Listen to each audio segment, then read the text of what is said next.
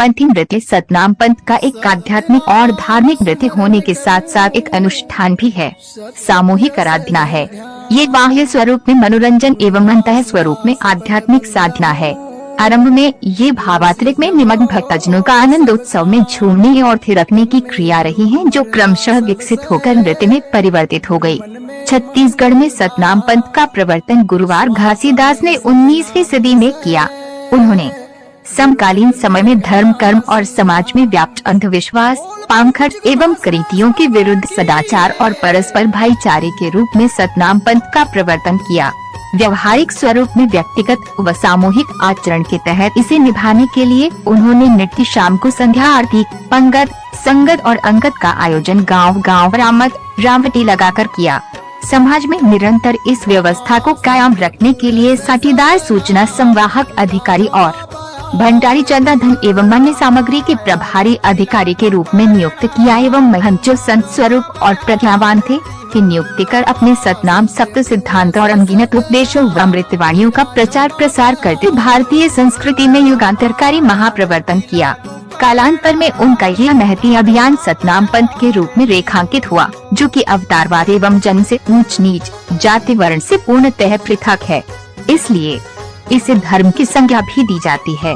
इस पंथ में गाए जाने वाले गीत पंथी गीत और उन गीतों के धुनों पर भाव प्रवण नृत्य पंथी नृत्य के रूप में लोकप्रिय हुए।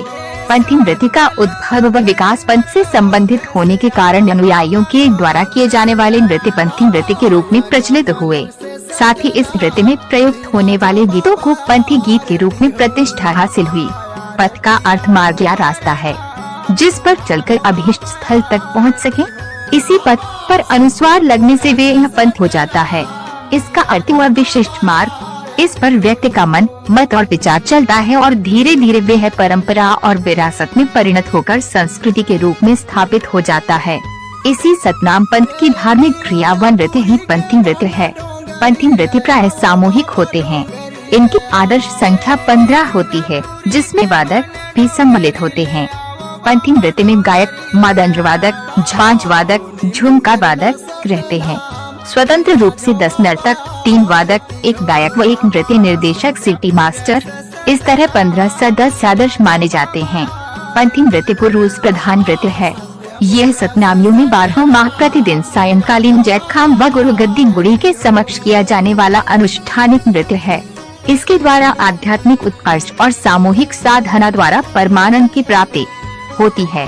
नृत्य करते करते अपनी अंतिम तीव्रावस्था में नर्तक आत्मलीन हो जाते हैं और नृत्य की समाप्ति पर शांत चित मंडप में ही बैठकर या लेटकर भाव समाधि में आबद्ध हो जाते हैं। गुरु प्रसाद व अमृत जल पाकर कृतार्थ हो जाते हैं।